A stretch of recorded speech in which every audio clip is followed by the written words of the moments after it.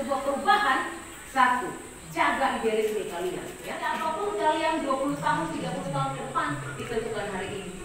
Kalau kalian mau menjadi orang hebat dengan rekam jejak yang baik, bangun diri kalian baik-baik dimulai dari hari ini. Kita melakukan gerakan-gerakan terus, ya, semua kita bergerak, ya, untuk kita bisa bersama-sama, ya, untuk membangun, ya. Jadi kalau pemuda, karena memang saya melihat bahwa pergerakan, ya, ada perbuatan yang mengatakan tak kenal maka saya. Mungkin teman-teman banyak yang hadir di sini, mungkin dan kalian mungkin lahir di tahun 90-an yang banyak belum kenal, karena memang selama ini saya sejak tamat SMA sudah berada di NTB, ya. Saya di NTB dulu di Kabupaten, masuk universitas tanpa tes. Saya selesaikan studi saya S1 hanya kurang lebih 4 tahun setengah. Saya sudah mendapat gelar insinyur atau sarjana kedua, ya. Walaupun saat itu dalam tantangan orang katakan bahwa anak Sumba itu tidak bisa, orang Timur, orang Sumba itu tidak bisa berjuang bersaing dengan teman-teman. Tapi saya berusaha dengan segala keterbatasan. Saya anak seorang PNS, ya, dengan papa juga punya banyak tanggungan. Kami ada banyak yang kuliah di orang tua, ya. Tapi saya berjuang, ya. Dulu, ya, saat reformasi kami juga turut serta dari NTB bersama teman-teman di seluruh Indonesia berjuang waktu itu, ya.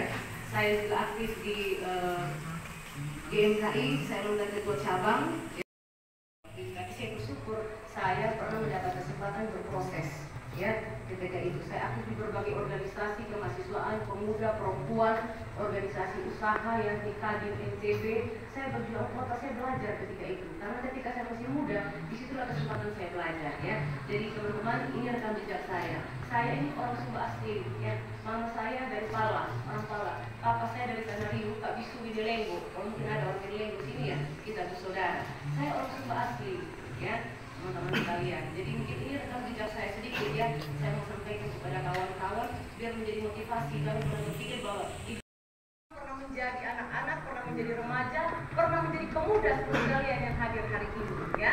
Dan pada akhirnya karena perjuangan yang gigih, perjuangan yang keras, perjuangan yang tidak pernah mundur, akhirnya saya boleh ada pada hari ini, ya. Ini sedikit gambaran biar teman-teman bisa mengenal saya. Dan kapasitas saya hari ini sebagai anggota DPR RI, ya, tentu saya duduk karena teman-teman yang memilih. Nah, hari ini kita bicara, kita bicara dalam rangka, kita diskusi dalam rangka Hari Sumpah Pemuda. Bagaimana peran pemuda di era digitalisasi, ya.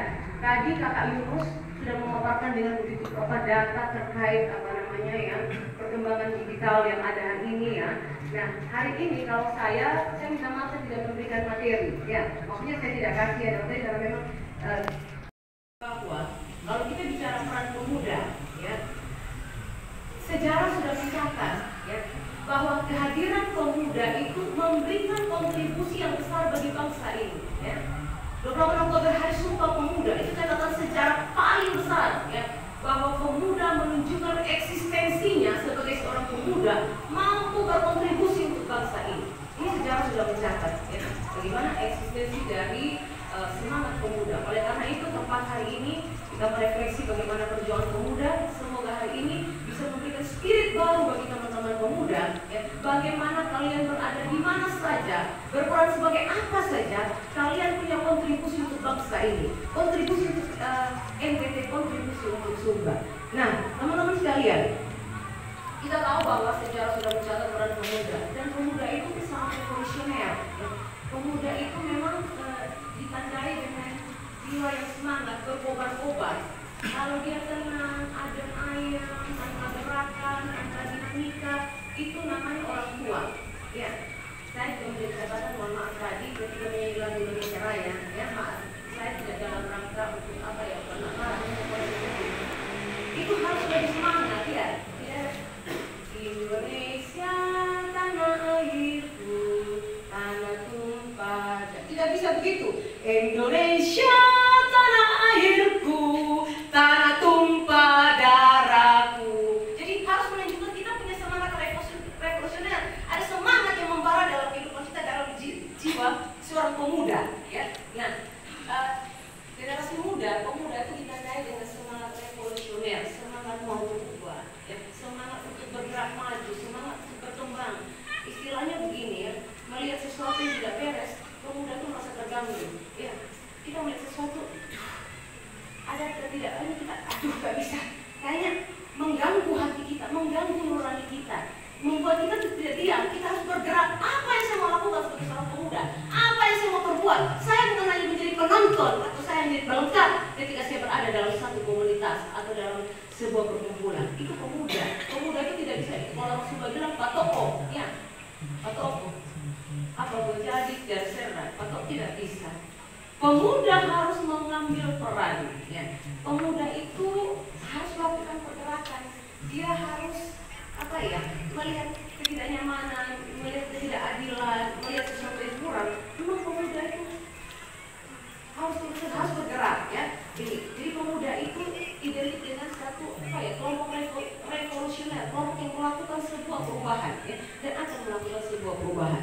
Berikutnya adik-adik sekalian, kita berada di era digitalisasi, ya. Nah, era digitalisasi ini ada peluang, ada tantangan, ya. Kalau tadi kakak ibu sudah sampaikan, ya, berbagai tantangan yang kita hadapi di era digitalisasi, ya. Kalau tidak hati-hati itu bisa berbahaya. Kenapa?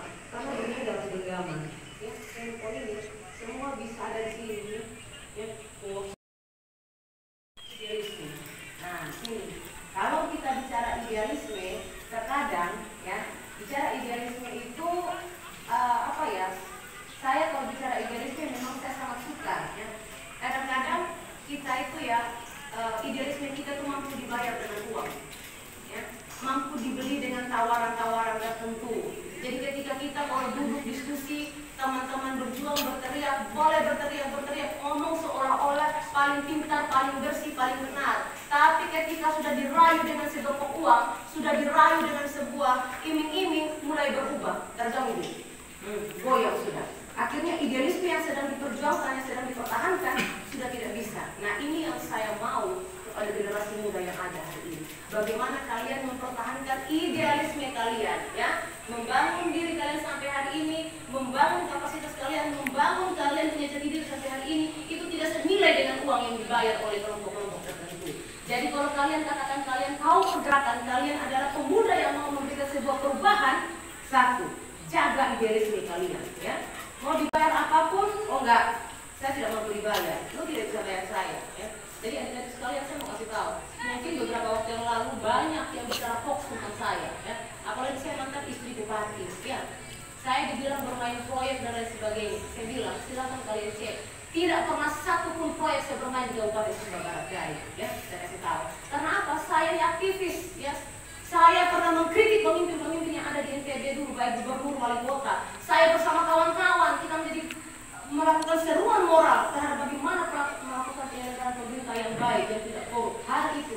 Tetapi karena saya tidak bisa dibayar oleh kelompok tertentu, ya, karena saya tidak bisa diajak berdiskusi untuk kita lakukan korupsi, ya, saya bilang sama MDT juga, saya bilang,